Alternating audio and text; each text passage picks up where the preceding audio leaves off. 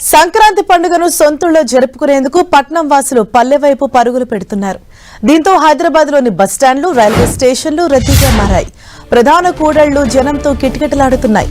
MGBS, JBS బస్టాండ్లు జనంతో full pack అయ్యాయి. బస్సుల్లో సీట్లు లేకపోయినా నిల్చొని వెళ్లేందుకు సైతం వెనకాడటం లేదు. అటు రద్దీకి అనుగుణంగా తెలంగాణ ఆర్టీసీ బస్సు సర్వీసులను నడిపిస్తోంది. ఏపీ, తెలంగాణలోని అనేక ప్రాంతాలకు ప్రత్యేక బస్సులను నడుపుతోంది. కొందరు బస్సులు ఖాళీ లేకపోయినా అష్టకష్టాలు పడుతున్నారు. ఆర్టీసీ బస్సులు, ప్రైవేట్ ట్రావెల్స్ తో పాటు ప్రజలు సొంత వాహనాలు గ్రామాలకు బయలుదేరటంతో రహదారులు రద్దీగా మారాయి. హైదరాబాద్ టు విజయవాడ జాతీయ రహదారి అయితే మరింత రద్దీగా మారింది. పంతంగి టోల్గేట్ వద్ద వాహనాలు బారులు తీరాయి. ఇక విజయవాడ, గుంటూరు, విశాఖ తదితర ప్రాంతాలకు వెళ్లే ప్రయాణికులతో ఎల్బీ నగర్ బస్ స్టాప్ కిక్కిరిసిపోయింది. దీంతో ఆర్టీసీ అధికారులు ప్రయాణికుల కోసం తాత్కాలిక షెల్టర్లు, అదనపు కుర్చీలు ఏర్పాటు చేశారు.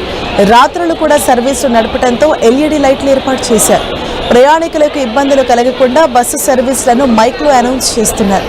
రద్దీ కారణంగా సీట్లు దొరక్క ప్రయాణికులు ఇబ్బందులు పడుతున్నారు.